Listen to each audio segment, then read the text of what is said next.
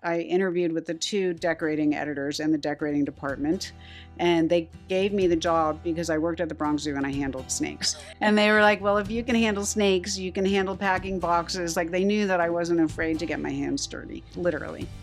Welcome to the Blackberry Podcast, where we share stories, wisdom, and insight from the amazing people we get to meet and collaborate with at Blackberry Farm. I'm Sarah Chabot. And I am Mary Celeste Beall. Today, we have a design expert, creative leader, I would say an industry phenom, Dara Caponigro. Thank you for joining us. You're here at the Blackberry Farm Design Summit with other leaders, Nate Turner and Rita Koenig. So thanks for joining us this afternoon. Kidding? Thank you for having me. It's been incredible. We've seen a series of seasons while you've been here. Yes, it's true. We started out with some snow and now it's spring. Yeah. I know. Perfect. It's my kind of weather. I love it. Of course, we've been fans of FREDERIC magazine, which you're the creative force behind for a while. And of course, Schumacher as well, which is a fabric company for those of you out there in podcast land. Well, it's more than a fabric company, right? You want to tell us a little bit of the shape of FREDERIC and Schumacher? Well, Schumacher has a great history. It was founded in 1889 by a Frenchman named Frédéric Schumacher, who came over from Paris. Originally, he distributed French fabrics to the United States. And so all of his clients were, the Vanderbilts, the Rockefellers. If you saw the Gilded Age, that was his clientele. And he was a really smart man. And he soon discovered that he could manufacture things in the United States. So he became a manufacturer. And one of the things that he was so well known for, which I think is still part of our DNA today, is that he was really ahead of the time. He was adaptable, he was flexible, and he was always moving forward. So he didn't get stuck in that one particular look. Yes, he was a smart businessman, I guess, but he was also passionate about textiles. And so he brought Art Deco to the United States. He was the first one to bring collaborations. You know how designers often collaborate with fabric and wallpaper companies. So we were the first to do that in 1930 with Paul Poiret. Wow. I don't know if you know him, but he was a French fashion designer, and he was responsible for hiking up women's hems. So Thank goodness. Before Paul Poiret, hems hit the floor. After Paul Poiret, they went just below the knee. So he was a renegade and designed the most amazing fabrics and wallpapers for us, like exuberant and fun. I mean, he was a real character. And some of them are still in the line, which is so cool. What a legacy of collaboration, because you still do that today. We do. We do. Yeah. And it's been fun because I get to work with some really amazing people. And then FREDERIC magazine started out as notes When I arrived at Schumacher, I had been a magazine editor. I was the editor-in-chief of Veranda. And I left, I don't know, I was ready for a change. And so I left Veranda, and I got a call from Schumacher. And I thought that the woman who was the CEO back then was just taking me out to lunch to, wish me well. And she offered me the job as the creative director. And back then, Schumacher needed some dusting off. It was a great company with an amazing heritage, but it had, it was just, I wouldn't say it was tired, but it needed a lift, So I was excited by that. And so I joined the company. I think it was at the end of 2013. And one of the first things that I did was I asked my friend Miles Red, who I've known forever, to do a collection with us. Love him. Yeah, he's the best. He's so great. He Love is. his energy. Yeah, he's wonderful. So Miles and I had known each other. I was actually the first editor to publish his work. So when he worked at John, I think it was John Rosselli, the antique store. It was a famous antique store on 73rd Street between First and York. And it was a big building just filled with antiques. And here's this guy who was so stylish. And I said, well, what does your place look like? I was at House Beautiful at the time. And eventually he let me see it. And it was done on a dime, but so stylish. And there were bars in the window and painted floors. And his bed was up in the, it was kind of a bunk bed hanging from chains from the ceiling, and the tub was in the kitchen. I mean, it was a real old tenement apartment building. And I photographed that with him. Luckily I had an amazing boss back then at House Beautiful, who was a famous editor named Louis Oliver Gropp. And he saw the value in it, and he let me do the shoot. So anyway, long story short, I've known Miles for a really long time. And I thought, how fun would it be to do a magazine around Miles? Just to give it like a little bit of an editorial spin instead of making it just a boring catalog with his, new fabrics and wallpapers. So, of course, Miles had a million ideas, Right. and great references. And so we created it was a 20-page, we called it the bulletin, and it was more of a newspaper than Mhm. a fancy catalog. So it felt very alive and fun and not too precious. So people loved that. And then we did one that was more well-rounded around Schumacher, and then another one. And eventually the new CEO of Schumacher, who arrived about a year after I did, his name is Timur Yumasaklar. He really saw the value of doing a magazine about design that was not necessarily about Schumacher. Mhm. I mean, it was present, but the focus was no longer Schumacher. It was Mhm. design in general, and we started covering houses that didn't have Schumacher in them, and next thing we knew, we had a magazine that was a consumer magazine. I mean, advertisers were approaching me asking to advertise without my even asking. And one thing led to another, and I felt like we had to rename the magazine. So we renamed it Frederic after the original founder of the Perfect. parent company. So it's called Frederic, and it's been really successful and exciting. That it's had such success. There's so much I love about the magazine, but one thing that I think is just cool is that when you subscribe, you get to choose between the textile cover and the lifestyle cover. Yes. Where did, I'm curious where that came from. It started out, except for the newspaper version, when it turned into a proper magazine, we did pattern covers because back then it was still a Schumacher Mhm. magazine. And then I thought to myself, if this is going to sell on the newsstand, nobody's going to buy it because they're not going to know what it is. Mhm. You want to have that little sneak peek into the issue. And so that's when we introduced the interior cover. And then a lot of people loved our pattern covers, so we didn't want to get rid of that. So now people have a choice. But on the newsstand, you only get the interior Yeah, cover. yeah, okay. Yeah. Good. I have one big question. I want to know about the Bronx Zoo. Oh. I still have that on my resume, even though I was like 21 when I had that job, because people love the story. So I told Mary Celeste that I was really good at science, but I also love the arts. And so when I was in college, I was an English lit major with minors in biology and art history. And my dad was a doctor, and my mom was an interior designer. And I didn't really. I loved interior design, but I never considered it as a field. I also love animals, so I thought I might want to go to vet school. And my dad gave me the good advice of saying, maybe you should work with animals before you apply to vet school. Good advice. Yeah. So I was able to get a job at the children's part of the Bronx Zoo. And one of my jobs was to handle monitor lizards and snakes and owls. And the whole content was around preservation and conservation and Awesome. such. And every day I would go to the main zoo. I would load up my animals in a little truck. I'd put them in pillowcases, drive down, and I had an outfit that I had to wear every day, which was so not my thing. It was Izod shirt in either shocking pink or turquoise with these very ill-fitting khaki cargo pants, and I just felt so ugly every single day. Like it just was not doing it for me. And after about 7 months, I mean that it wasn't the main reason that I left the job. I mean, one of the things that I found was that animals had become a commodity, like my relationship with them had changed.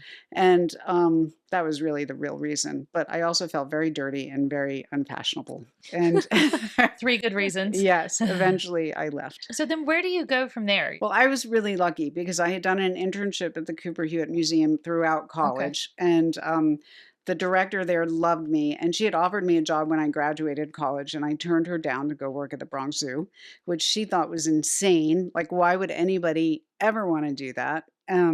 But I called her and I begged her to go work at the Cooper Hewitt Museum, and luckily there was a spot for me. Your interior sensibilities just kind of built from there? Well, my mom was a decorator, so I had Okay. always been exposed to design. And I was told Mary Celeste the other day that I spent a lot of time at the D&D building as a young child, 4 Mm. years old, 5 years old, and I would go with her and go to all the different showrooms, and back then they all had dogs, so I would play with their dogs. I would collect the pencils, which were all beautifully designed and all different. I remember being so fascinated by that. I'd Mhm. come home at the end of the day with all these different pencils and envelopes, and then I would often take her samples and I would use them in my dollhouse. So I was always um enamored with design, like, I loved it. I just didn't know that it was something I'd ever wanna do for a career.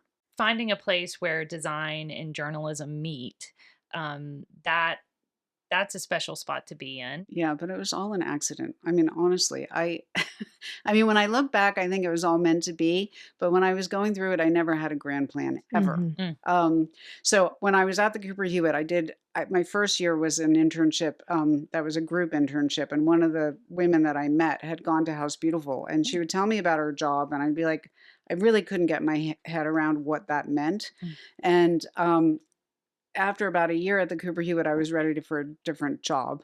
And Kirsten said to me, well, she would tell me when jobs would come up at House Beautiful. And every time I didn't get the job, but they kept calling me back, which was a good thing because I knew that they, were interested in me. And finally, on the fourth time, I interviewed with the two decorating editors in the decorating department, and they gave me the job because I worked at the Bronx Zoo and I handled snakes. Oh, this is Yeah. so good. And they were like, "Well, if you can handle snakes, you can handle packing boxes." Like, they knew that I wasn't afraid to get my hands dirty, and literally. And so that's how I got the job, and I just worked my way up, and, I started as an assistant and worked really hard and became a director, and then I went to Elle Decor, and, then Deborah Needleman hired me over at Domino, which was really fun because it was so fun to be part of a launch, something new and different, and, to work on a magazine from the ground up. I'd never done that before. And then Domino folded, which was a very sad day. Yes. And, um, and then about a year later, I got a call from Hearst about the editor position at Veranda, and Mm. I never thought I was going to get that job, but I really worked very hard to um, during the interview. I Mm. did like a little mock magazine. I hired an art director to do the Veranda that I thought um, should be out there taking sort of what I felt was the best of Veranda. Mm. Not that it wasn't a beautiful magazine before, but my task was to freshen it up and to grow the audience. You mentioned earlier that you didn't really have a plan, that you were just open. I feel like that's a bit of a trend, not a trend, but a pattern with really successful people, that they have an openness. I'm curious to what you. I guess they say you have to recognize the opportunity, right? And then Mhm. you have to be willing to go for it. Mhm. And when I got the job at Veranda, there were a lot of parts of that job that felt very uncomfortable to me. The visibility, the public speaking, the pressure from the top, the big, business presentations, the board meetings, all that stuff was not natural, and I had to push myself, and sometimes I would say to my husband, like, it would make me so, nervous and crazy and give me so much anxiety that I would say, "I just don't even know if this is worth it." Mm. Um, Mhm. and sometimes I don't think it was because it Mm. took a toll on my family, but it allowed me to have my next step, Mhm. which um, I'm really grateful for. The magazine industry has really changed, Yes. obviously. Um, but now Frederick seems to be booming. What do you think is so different about your model versus kind of the bigger publications? Yeah. One of the things that I saw at magazines was that they were discounting their ads, and then they were giving added value to advertisers. I don't know if you know what that is, but Mhm. it's like where you throw in an event or you throw in if somebody advertises, and all those things cost a lot of money. And then they were giving their subscriptions away for practically nothing. And so I have a dear friend who came on as the publishing director of Frederick, and she also came from magazines, but we had never worked together. And I was like, we're not going to discount ads and we're not going to give added value. And our subscriptions are going to be really expensive. And she was so nervous about it. And I mean, it was just not the model, you know? And somehow we've stuck to our guns and it's been great. Like people at the beginning, they were like, tried to negotiate with us. They were a little bit put off, I think, by it. But it's really, I think when you have something of value, if you discount it, it immediately devalues it. So we also turn away advertising. Like we have a limited number of ads per issue. Oh, I ask all the advertisers to submit 3 ads every time that they advertise in the magazine so that we can select the one that we think works best. And also I spend a lot of time placing the ads next to the edit. And so people always comment on that it's such a sort of organic, seamless experience. And the ads look great next to the edit and the edit looks great next to the ads. And so I think that's a little different. My last issue of Frederic, I felt like every page I turned, I would be like, love that. Turn the page. Love that more. I mean, you know, It's so nice. it's so fresh and the quality of the paper. Anyway, I'm Yeah, the a paper's huge amazing. fan. You're doing an incredible job. So Thank you. congratulations. Thank you. But you know, it's also my team. I've worked with a lot of these people for many years, also at different magazines. You know, Eugenia Soto, who I worked with her at Elle Decor. I worked with her at Domino. I mean, it's pretty special to be able to have a shorthand with somebody. And I love her taste. She's incredibly smart and so like quietly capable, you know? So I lean on her. We have an amazing art director, Emma Bazillion, who's our content director, is a wordsmith. She's a magician. We have Hudson Moore, who's fantastic. I mean, it's just such a great group. I couldn't do it without them. Do you feel like your team is pretty slim? Oh, it's tiny. Yeah. Yeah. And it's even more tiny because, you know, they do the website, they do all the content for the website. We all work on books. So we're starting in the fall, starting in the fall, we'll be doing 2 books per season. And 2 books per season? Whoa. yeah, I know. I'm a little Wow. nervous about that. You can do it. So speaking of books, you have 2 books that are pending or coming out soon? So we have a book that Eugenia worked on called Arbiters of Style, and it's a French book. It's all French decoration. And it's really cool because we thought it was going to be a mix, you know, of sort of traditional decorating and more modern decorating. And it turns out that no one in France is doing traditional French decorating anymore. I mean, it's so far, you know, the projects that are traditional are very far and few between. So the book actually has a very cool modern sensibility, and she's featured designers. Some are well known, some are lesser known. It really has this very contemporary, cool vibe and very cerebral. So it's not for everybody, but for people who love that kind of thing, I really do think it's going to be a game changer in terms of exposing Americans in particular to a different kind of French design. And when does that come out? So that comes out end of March, I think. Okay. Yeah. And then Yeah. Stripes was with Alexandra. I'm sorry, I'm forgetting. Alexander Flint. She had an idea to do a book on stripes, and she worked with Emma Bazillion, who's our content director at Frederic, and they created like the most fun, charming book. And so it's filled with really, they broke it down into like ideas and then different kinds of stripes. So, you know, coastal stripes and all that stuff. But it's very sophisticated, but also full of ideas. And I think that's one of the things that sets Frederic apart. You know, we're elevated, but we're also approachable. Got a little few questions about creativity because you get to work with all different kinds of creatives, from the designers that are collaborating with Schumacher or Alexandra and Emma on the team.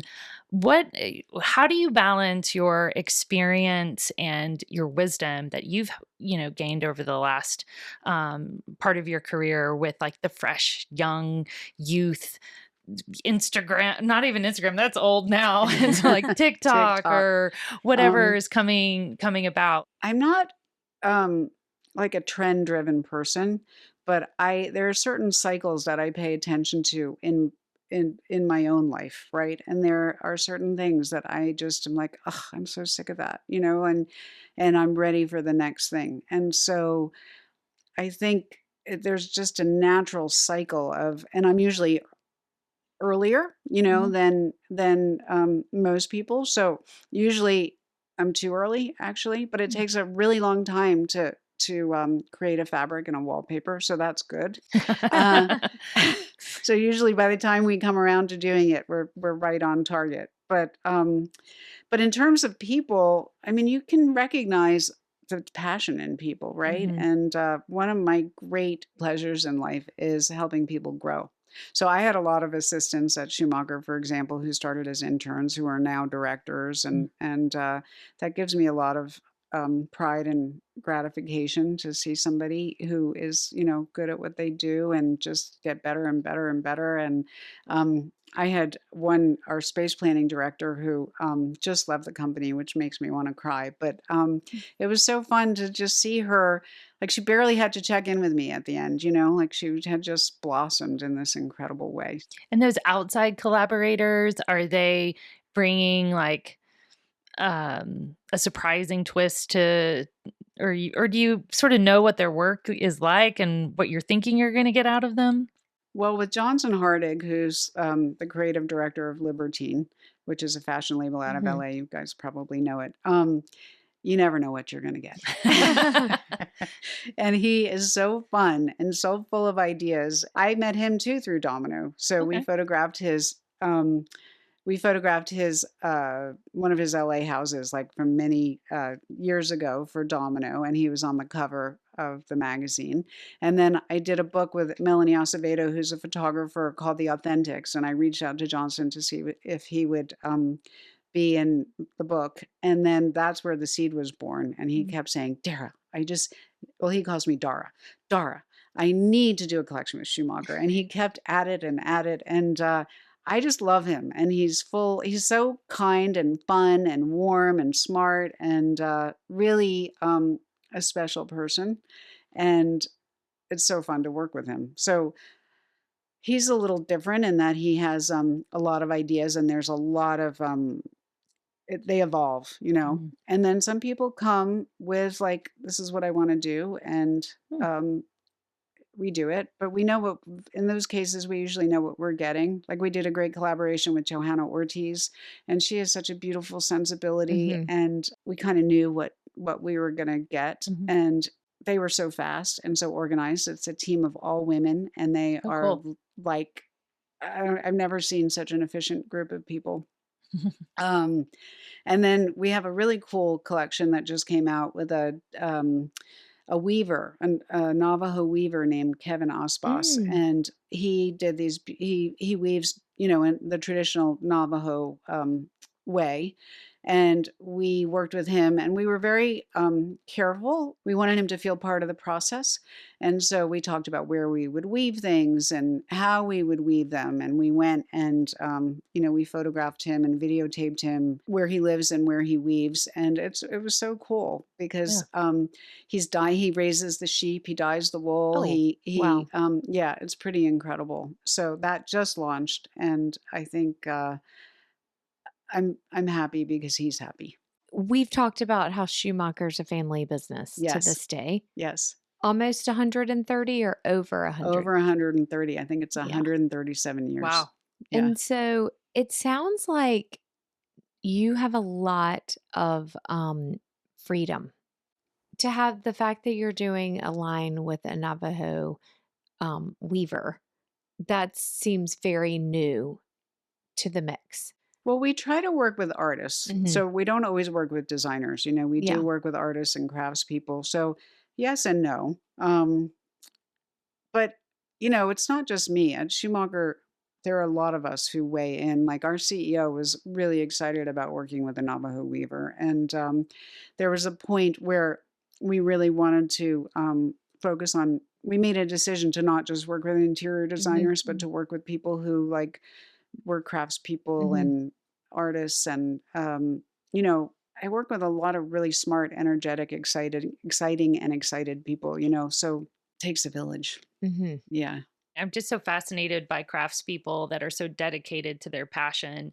Is there a takeaway that you sort of glean from all of these people? Is any patterns you see? Yeah, I just wrote an editor's letter for the next issue of Frederick, and I had sat next to a designer at a dinner from Denver, and he was telling me about how he grew up on a cattle ranch Mm. and he loved interior design, and it came out of nowhere, you know.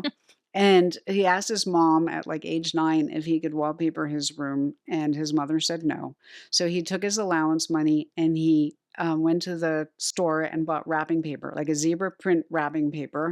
And he Love. spent like a week just putting the wrapping paper up on his walls and then finishing it off with a trim and like a ribbon, you know, that Yeah. as if it was a trim. And I was just like, I was thinking about it, you know, because you hear that story a lot, you know, where people just come out of nowhere and they just have to do what they have to do. And I kept thinking, it's not passion, it's more than that. Mhm. And then recently I was in Palm Beach and there was this big billboard and it was for nurses and it had the word calling. And I was like, that's what it is. Like these Mhm. people have a calling. They can't help themselves. It is so innate and the desire is so strong and they're just meant to do what they are doing. But I think you clearly have a sense for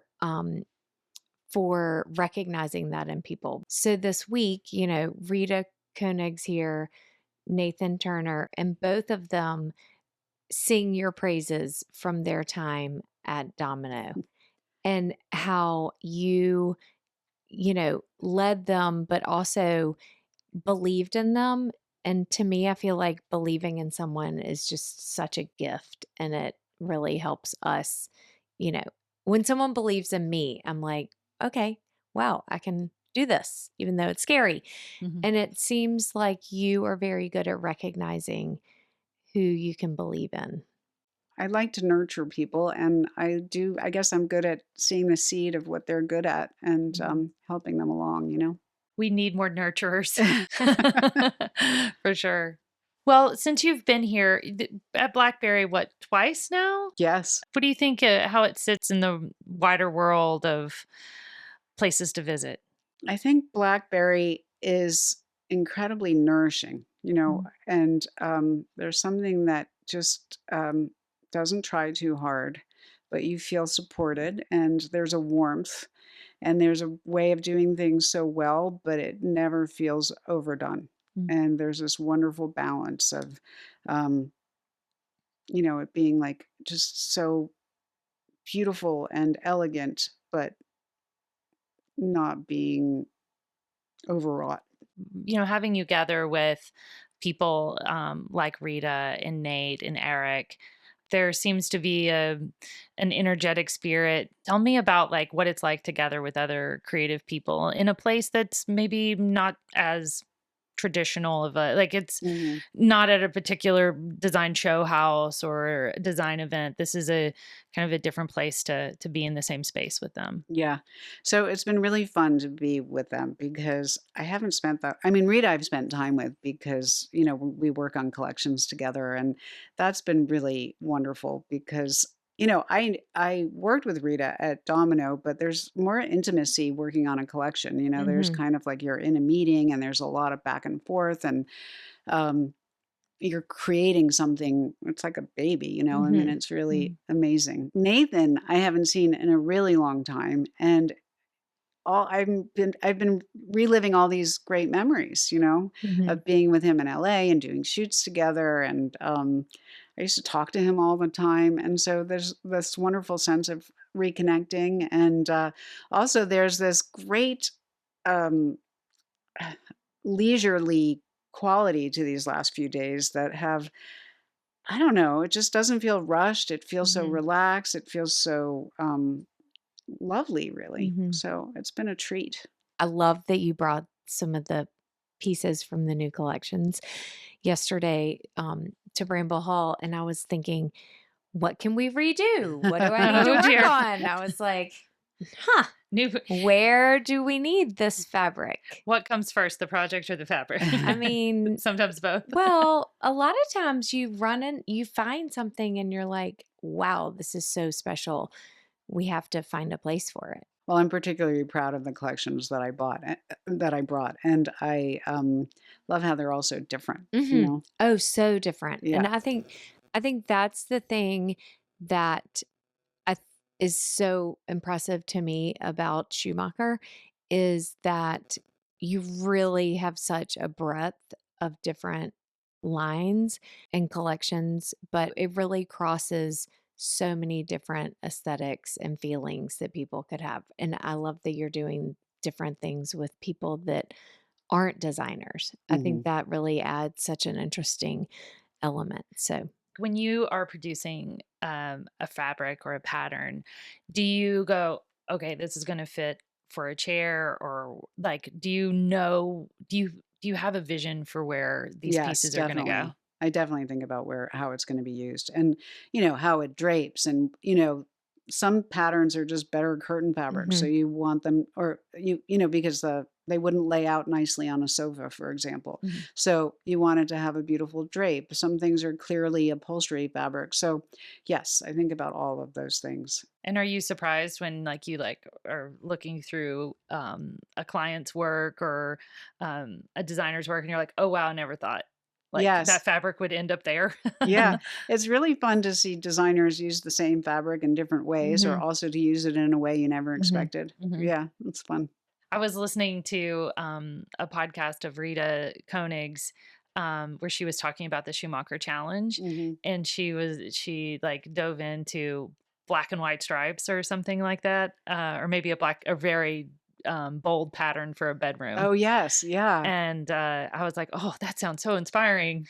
I'm gonna go back to my blue bedroom and can reconsider." Well, she's so talented. I mean, everything she touches is Yeah. golden, I mean, Yes. it's just she's got the touch. And Mhm, she has this way of making everything so warm and inviting and stylish and feel new. It mhm, never feels like it's that it feels familiar, but it feels mhm, completely fresh at the same time. mhm, This morning, I was actually in the archive in the office, and we have marketing materials and old pictures and floor plans. But then there's also this like wall of design books, and like each cottage has like the various fabrics and the details that the Uh-huh. design departments put into the room.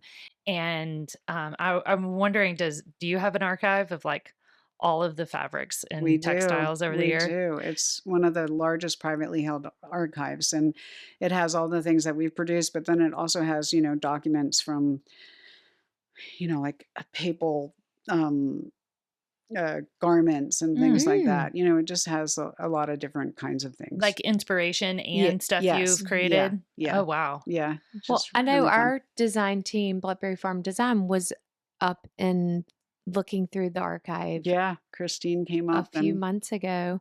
They pulled something from the archive and y'all printed it for us. yeah. And Yeah. one thing that's really cool is we have a pretty healthy custom department now, Mhm. which we didn't have a few years ago. Mm. So you can we can make things for you. So we Mhm. can take a pattern, we can change the color, we can change the scale. I mean, not every single pattern, but Mhm. quite a few of them. Or, we can create something from scratch too. Mhm. Is Yeah. it a bit like a wine cellar where you only have certain number of those pieces left? Or are you saying that you can be inspired by this piece in the archive and recreate it? Yeah, we can adapt Mhm. it, and Okay. then Yeah. or we can, well, it depends because, manufacturing has changed. So Mm. there are some techniques that are very difficult to Reproduce. reproduce, but we have really good sources, and a lot of them are actually family owned businesses too, which is Mm. kind of Oh, I cool. love And a that. lot of them are little places from all over the world where people are still weaving, and that's really fun too. So, speaking of archiving, is it something that you think about when you're designing a new collection or bringing something new to the mix? Okay, how is this going to contribute to the over 130-year archive of Schumacher? Yes and no. I mean, I think we know that everything is going to, eventually go into the archive. We do archive everything that we produce. Um, I would say, well, I told you that I don't really plan very much.